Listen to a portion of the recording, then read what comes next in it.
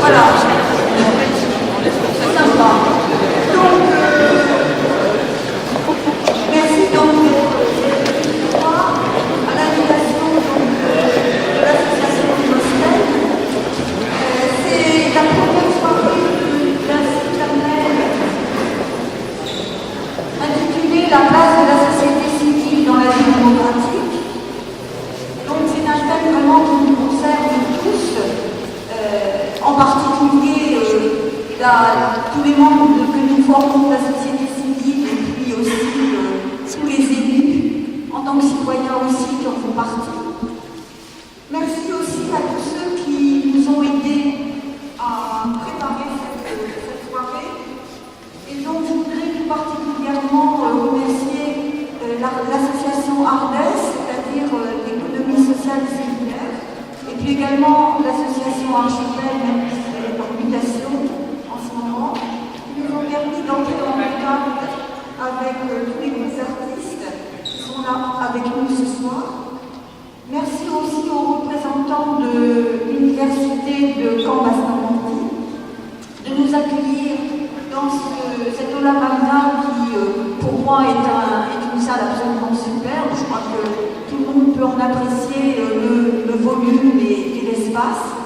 Et puis, dans un deuxième temps, nous regagnerons juste derrière ce mur, cette cloison, l'amphithéâtre d'or. Donc, merci à tout le personnel de l'université, personnel technique notamment, qui nous ont aidés à préparer cette soirée. Et puis, je voudrais bien sûr remercier tous les intervenants ce soir, tous les artistes à qui je vais très prochainement céder la parole, mais également les élus, et puis bien sûr remercier en votre nom à tous Jean-Louis Laville, je ne le vois pas, s'il est là-bas, voilà, il est là, de nous avoir fait l'amitié donc de nous rejoindre pour nous aider à réfléchir sur ce thème éminemment d'actualité, vous l'avez compris, non seulement à l'échelle locale, mais également à l'échelle nationale et internationale, parce que ça rentre complètement dans le problème aussi bien des indignés que des révolutions arabes, et comme on les appelle aujourd'hui. Donc on peut décliner ça à toutes les échelles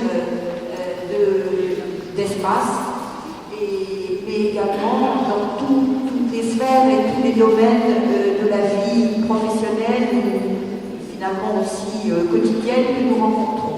Donc c'est à ce titre-là que nous avons demandé à des groupes d'artistes de venir justement témoigner de la manière dont ils peuvent ressentir ces relations parfois bien difficiles et entre les élus et la société civile, sans pour autant diaboliser ni les uns ni les autres, mais dans la perspective d'essayer de voir comment un dialogue peut être positif entre les deux. Voilà.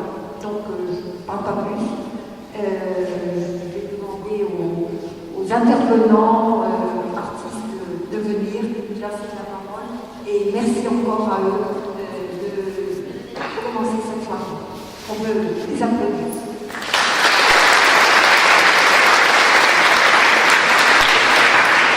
Bonsoir, je vous remercie beaucoup d'être là. Je sais que vous êtes tous venus pour soutenir le candidat. Et justement, il nous arrive tout droit, venu des escaliers. Je vous demande d'applaudir Michel Lambert.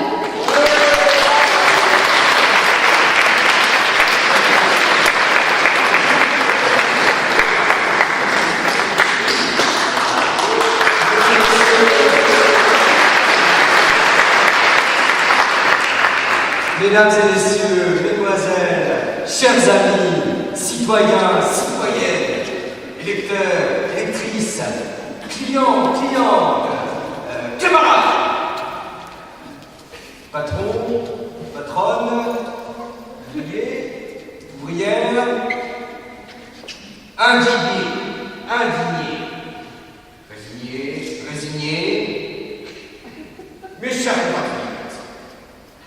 Quel plaisir pour moi, Michel Lambert, candidat aux élections présidentielles, législatives, sénatoriales et municipales, de vous retrouver ce soir engagés à mes côtés au sein du parti du candidat.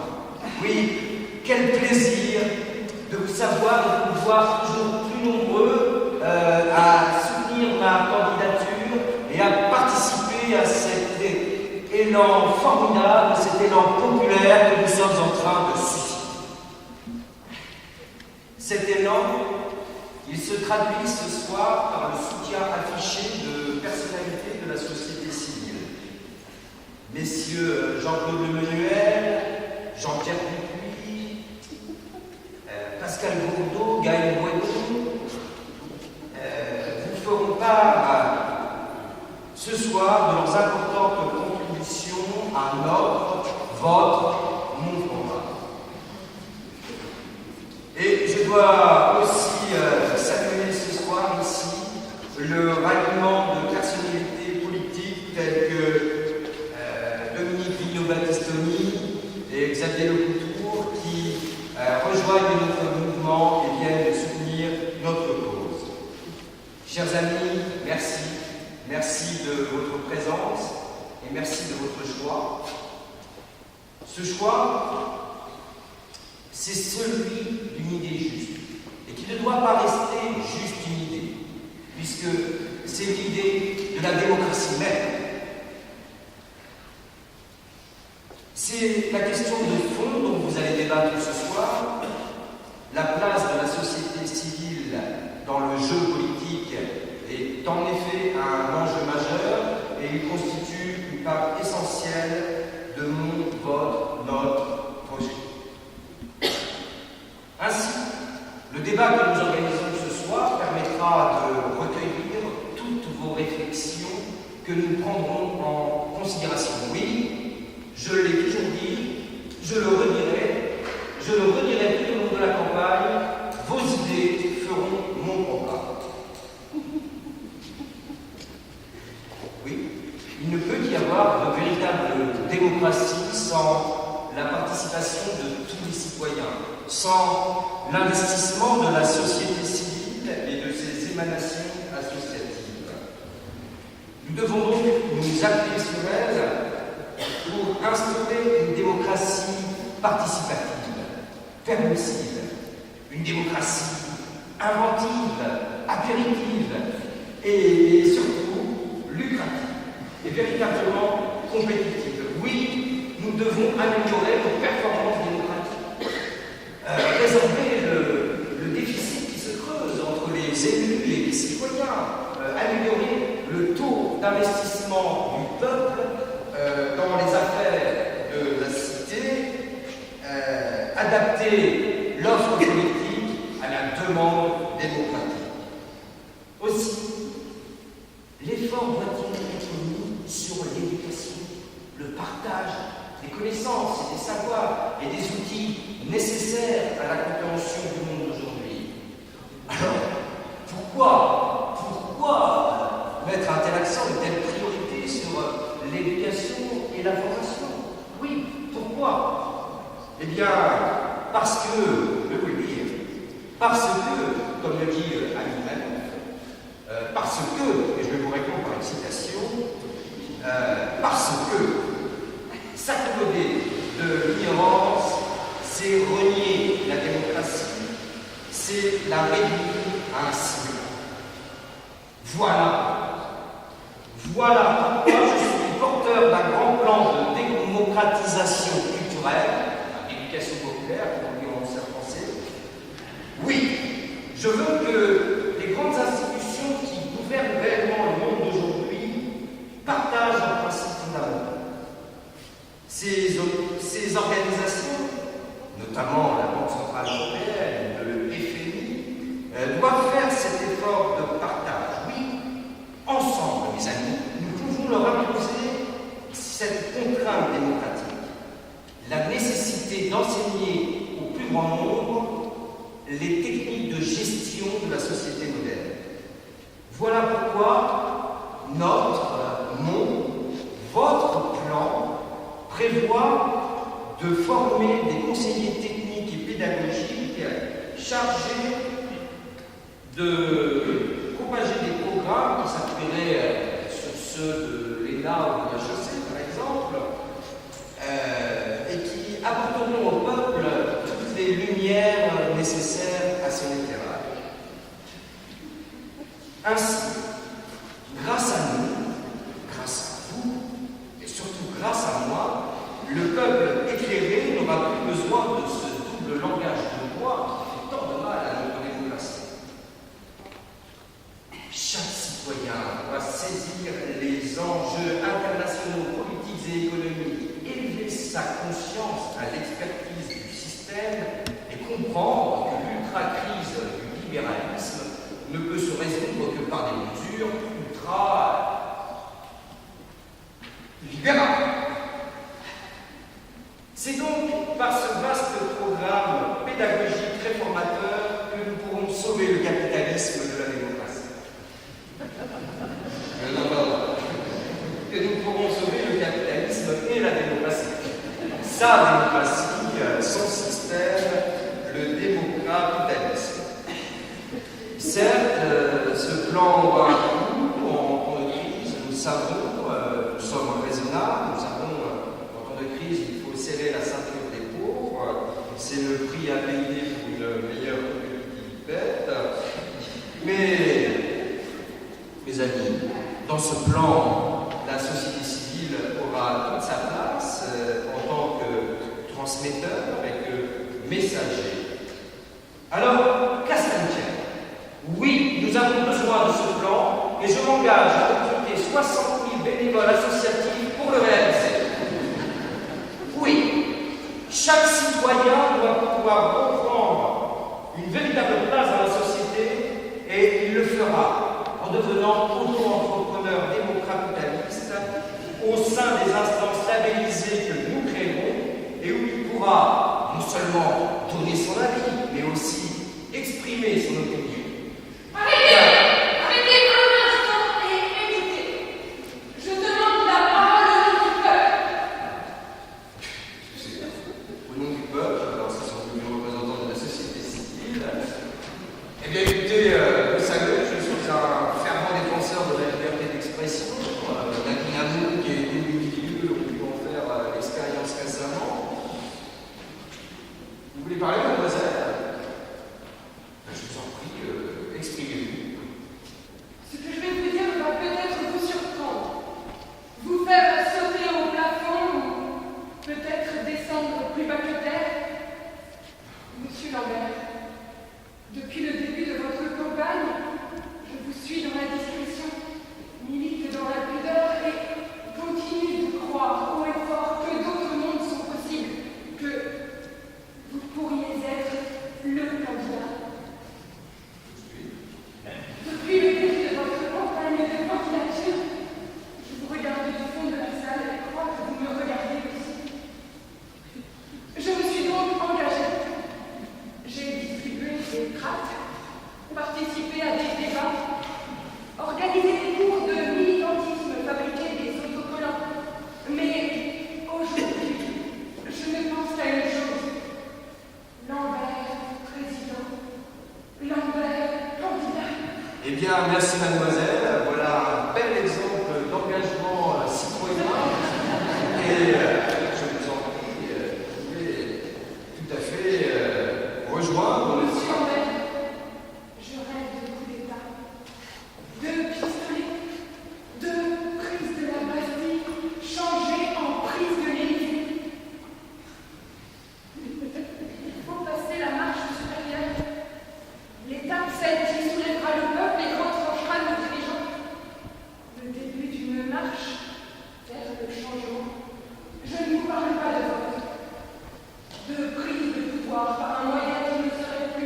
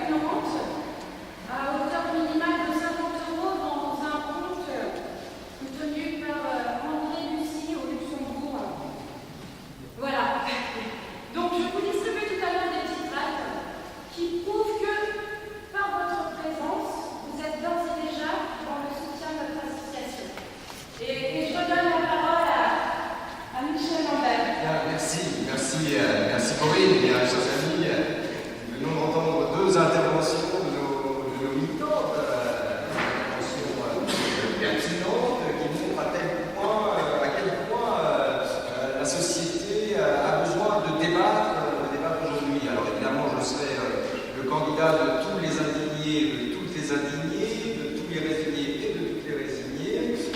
Et je crois qu'au cours de ce débat, vous allez pouvoir nourrir notre programme, nourrir cet élan qui va nous mener jusqu'à la victoire dans nos combats.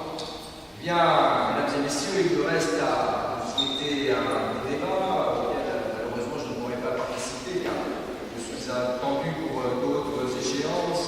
On va mener campagne à la campagne, car il ne faut pas non plus oublier nos amis ruraux, n'est-ce pas, monsieur Bourgeois. Je vais donc vous laisser en compagnie de Tikero, ce poète, slameur, chanteur, photographe engagé à mes côtés, et de son compagnon Soli, mon colleur d'affiche, et qui était également musicien, tandis que sous vos yeux aurait créé le futur logo post-électoral du parti du candidat. Bien, chers amis, merci encore de votre présence, merci de votre soutien. N'oubliez pas de remplir les bulletins d'adhésion afin que cet élan se transforme concrètement et que demain, vous, nous, je sois au pouvoir. Merci.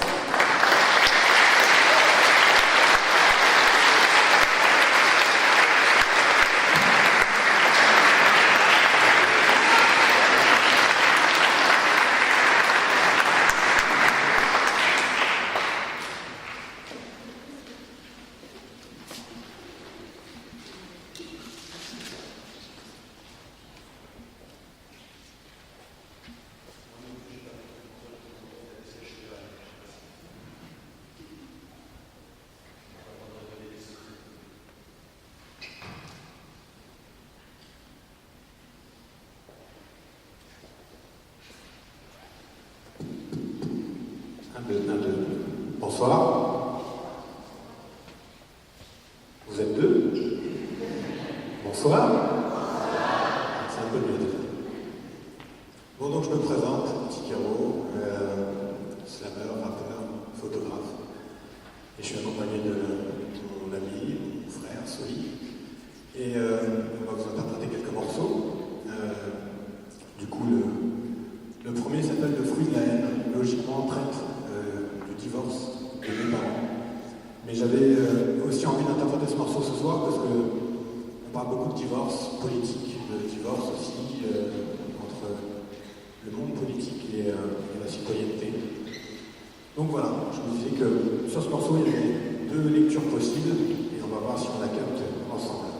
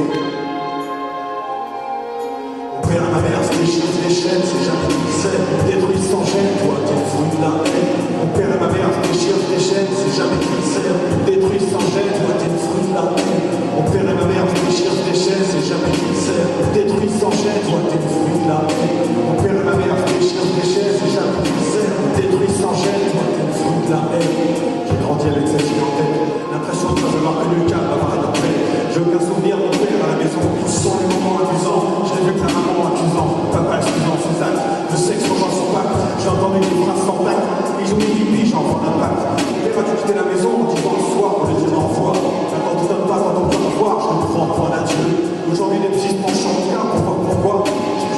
abandonné, j'ai juste reçu ce moment donné, déçu lorsque les cœurs actionnés, les procès colliers, pour des histoires penchant alimentaires, pour le bien alimentaire, je préfère les commentaires de ma part, leurs commentaires, je veux vivre ces moments durs, moi je suis dans la vie comme dans le cul, je découvre le bonheur et je vais apprendre à voir, j'ai besoin de me replier pour me confronter en dehors, il faut que je passe à autre chose, que j'avais des fleurs à dose, que j'oublie le manque du passé, pour éviter que je manque au futur, j'en vois quelque chose de cassé, que mes parents ont opté pour la rupture, père de ma mère, c'est des chiens, c'est des chaînes, c'est jamais qu'ils s'aiment, détruits sans gêne, toi t'es le fruit de la haine, mon père et ma mère, c'est des chiens, c'est des chaînes, c'est jamais qu'ils s'aiment, détruits sans gêne, toi t'es le fruit de la haine, mon père et ma mère, c'est des chiens, c'est des chaînes, c'est jamais qu'ils s'aiment, détruits sans gêne, toi t'es le fruit de la haine, mon père et ma mère, c'est des chiens, c'est des chaînes, c'est jamais qu'ils s'aiment, détruits sans gêne, toi t'es le fruit de la haine.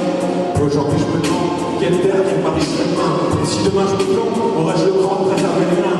Aujourd'hui je m'inquiète, malgré le fait que sur mes épaules, ta tête, la vie de famille m'inquiète, sur lequel le stress empiète. Je veux pas finir dans une impasse, sur le boulevard des divorcés, où l'on regarde les mois qui passent, ses amis se déverser. C'est une vie qui s'efface, sans mériter quelconque versée. Voir mes gosses grandir sans avec eux converser, les entendre dire qu'elles pensent percer. Maman qui dit, maman qui pense, maman qui crie, maman qui dépense, maman qui compte la paternelle absence. Je n'ai pas encore vécu leur naissance, je vais pas déjà imaginer vivre leur enfance. Mais comment être optimiste, bien trop vivant pour leur enfance. Les copains de cela, pas rentrer dans leur rang. Mais si je n'ai que ça, pourrais-je appliquer ce qu'ont appris mes parents? À être comme eux, si elles sont aujourd'hui à ne pas être commun. On se marie à la légère, on réfléchit à l'occasion. On fait les mioches à la ménagère, on va toucher des allocations. On se sépare pour en rien, et pour nos gosses, y a pas de notion. Par remboursement possible, c'est pas dans le coton que se fera leur éducation. Sur leur vie, je fréquente cette situation et une reprise. Pour que jamais tes enfants disent, mon père et ma mère, je déchire des chaises, et jamais qu'ils s'aiment, détruisent sans gêne, et toi t'es le fruit de la haine. Mon père et ma mère, je déchire des chaises, et jamais qu'ils s'aiment, détruisent sans gêne. Mon père et ma mère, je déchire des chaises, et jamais qu'ils s'aiment, détruisent sans gêne, et moi je suis le fruit de la haine. Et toi t'es le fruit de la haine, moi je suis le fruit de la haine, et toi t'es le fruit de la haine, moi je suis le fruit de la haine, et toi t'es le fruit de la haine, ouais, je suis le fruit de la haine.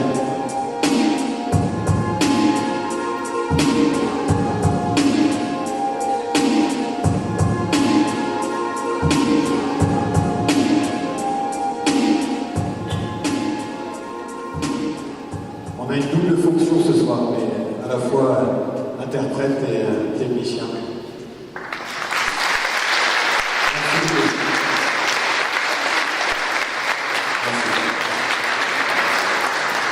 J'aimerais bien que tu nous parles un petit peu de ton école. On t'a présenté comme photographe, du coup je ne sais pas si vous avez remarqué une très brève et rapide exposition qui a été faite, et je voudrais bien que tu nous en parles un petit peu de ce sujet. En fait, c'est une thématique que j'ai montée il y a 2 ans maintenant, où ça m'importait aussi d'exposer ce soir, parce que pour moi, à la base, c'était un geste citoyen, et de nombreux élus se sont liés à ce projet pour poser et pour militer aussi pour une Palestine libre. Donc, depuis 2 ans, j'ai récolté 164 clichés précisément, et du coup, je trouvais que cette mini-exposition de 12 clichés ce soir avait, à mon sens en tout cas, sa place ici parce que c'était un geste citoyen. Et voilà, je trouve ça tellement important de pas tout le temps attendre les politiques parce que sur ce sujet de la Palestine, si on attend les politiques, on n'est pas sorti d'auberge. Donc voilà. Mais je crois que oui, tu avais tu t'es exprimé. Avant même ça, ouais. S'il y a des gens qui se sentent concernés ce soir parmi nous, je pense qu'ils peuvent facilement venir te voir un petit peu après. Oui, bien sûr. En fait, prendre en tout cas ton contact auprès de l'association. Voilà. Et si vous voulez poser pour faire une photo, je pense que ça ne posera aucun problème. Ça prend 5 minutes de temps. Et je m'étais dit que j'allais arrêter cette thématique une fois que la Palestine sera libre. Donc il y a encore du temps, je pense, malheureusement. Donc n'hésitez pas à venir me voir ou à me contacter via les réseaux sociaux et tout ça pour faire une petite photo. Ce sera avec plaisir. Merci.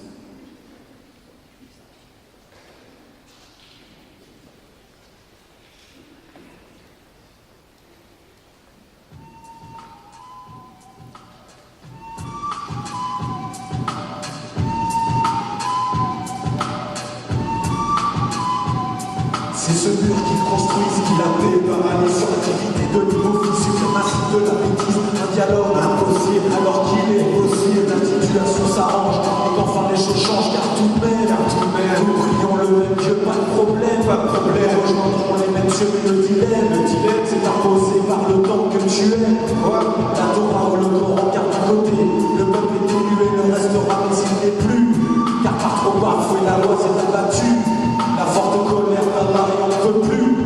Revenir sur cela, c'est donc pour ça que se perpétue le combat qui a pour but la raison sur la foi, et je n'oublie pas ce qui lit qui va la guerre déloyale. Plus que 100 fois ni loin, on ne parle pas de la famille à Gaza. Le 11 septembre fait 10 000 par rapport à cela. C'est donc pour ça que j'ai choisi mon camp, celui des pauvres opprimés, face aux riches et puissants à l'engager dans l'armée. Quand viendra le temps, en étant sûr d'en ressortir le gagnant, tu dois comprendre. Cette guerre est inévitable opposition, étant menée par le diable et ses actions. Plus que barbare et la fin, la religion me dit pourtant d'être raisonnable. C'est pour cela que pour ne pas me sentir coupable, je rajouterai ceci et un point final.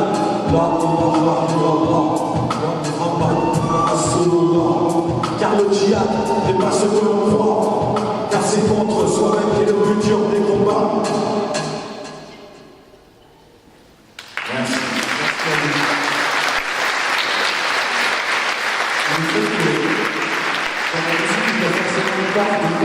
Je peux comprendre, et j'en parlais avec Tikero tout à l'heure, que ce texte peut choquer certaines personnes. Je pense que c'est aussi ce que beaucoup de gens des deux côtés du mur peuvent penser. Alors que je pense que, comme toute chose, c'est par l'amour que les choses iront de l'avant et iront mieux en tout cas. On l'espère en tout cas.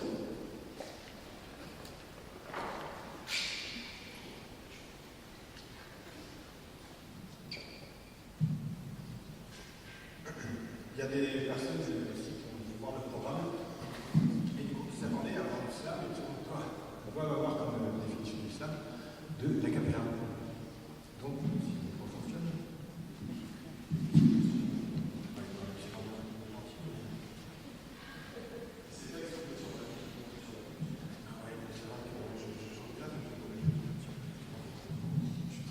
C'est pas grave, je vais m'arranger, je vais essayer de. Donc je me suis dit que j'allais écrire un petit texte et que j'allais faire un petit discours à l'Assemblée parce que c'est rare quand même d'avoir des gens comme ça pour nous écouter. Et j'avais envie de traduire un petit peu ma vision du monde. Donc voilà. Je voudrais quitter ce monde, je n'arrive pas à m'y habituer. Ne plus être en marche quand je suis moi-même, et où pourrais-je habiter? Je n'arrive pas à m'habituer à voir tous ces coupables à quitter, à vivre et moisir à côté de cette merde dont je veux m'abriter. Si je me souviens la France, tu l'aimes ou tu peux la quitter. Moi, je suis d'ici. Et si tu as un charter à fréter, dis-toi que je te rends de tous ces bouillous que tu as maltraités. Rien à regretter et mes bagages sont bel et bien apprêtés. Je ne peux pas m'habituer à être fiché pour aimer la Palestine. Surveillance VRG pour qui je n'ai pas voulu même estime. Je ne m'habitue pas à la France du sarkozysme, celle qui flirte avec l'israélisme. À l'unanimité, l'humanité manque d'humanisme. Je suis de la classe des insoumis, ceux qui pissent sur votre hymne, ce chant sanguinaire qui pèse sur mon âme et qui vous anime. Je ne peux pas m'habituer à plonger dans les abîmes et à fermer sur chacun de vos crimes. Je ne peux pas m'habituer à ce monde qui ne tourne pas rond, à voir la dictature de l'Occident défoncer l'Orient à fond, ou à ceux qui lisent le Saint-Coran en se trompant d'orientation. Le chétan a gagné trop fort contre la tentation. Plus personne ne sait comment éliminer les illuminations. Le terrain illuminé, c'est terminé, je descends à la prochaine station. Avec dans le vide, l'envie d'unir toute la figulation. Et dans mon silence, il me dira que j'ai une révolte en gestation. La première guérison. Le prochain, et puis tout ce qui est différent est au rayon d'insécurisant. Ici, je suis un terroriste verbal et je ne trouve pas ça séduisant. Je suis de ceux qui prônent la liberté du peuple, soudainement, qui enragent grave face au foutage de gueule du gouvernement, qui rappellent que les présidentielles ne sont à aucun moment un quartier libre permanent offert pour une durée de 5 ans. Je n'arrive pas à m'y habituer. Mais je ne suis pas le seul ici-bas à vouloir remonter la pente, mais le sol est si plat que l'ascension sociale semble toujours être un vain combat, et beaucoup lâchent l'affaire. Et voir le peuple qui baisse les bras, je n'arrive pas à m'y habituer. C'est beaucoup plus fort que moi. Il y a trop d'actionnaires du CAC 40 qui se font des choux gras, pendant que pour pouvoir manger, d'autres sont obligés de chourave, mettre leur dignité de côté jusqu'au jour où ils crèvent dans le froid. Combien d'entre vous prendront le temps de décoder mon message? Celui qui affirme que je ne m'habitue pas à l'invention des chambres à gaz, qu'on a perdu notre liberté dans un politique braquage, que l'histoire est scénarisée, comme on scénarise nos hommages. La révolte est banalisée, comme on banalise nos hommes sages. Dans ce monde, le devoir de mémoire n'a que 70 ans d'âge. Pas grave si par hasard tu oublies l'esclavage, les tortures d'Algérois, la colonisation, mais où sont les sauvages? Je n'arrive pas à m'habituer, voilà pourquoi tu peux me voir abattu, mais je sais qu'il reste un monde à bâtir, frère, le vois-tu? On a besoin de se rassembler pour avoir le même point de vue, sur un horizon plus juste, où la démocratie réelle sera notre due. Merci.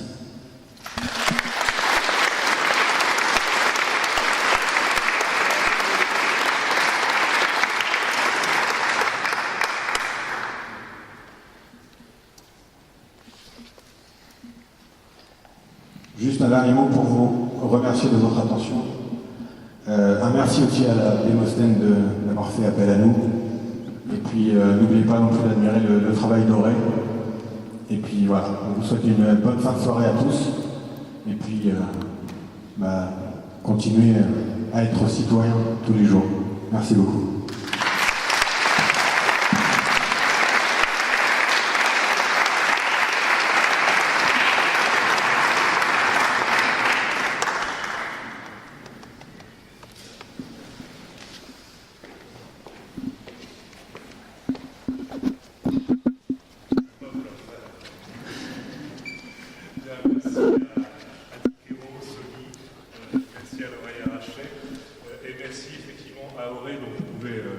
Voir le travail en œuvre et l'œuvre donc au travail aussi. Donc je vous invite à rejoindre l'amphi Pierre d'Or, donc sur le côté ici, dans lequel donc, va pouvoir se dérouler la suite de la soirée. Merci encore à vous tous. On pourra en ressortant donc revoir effectivement ces photos et le travail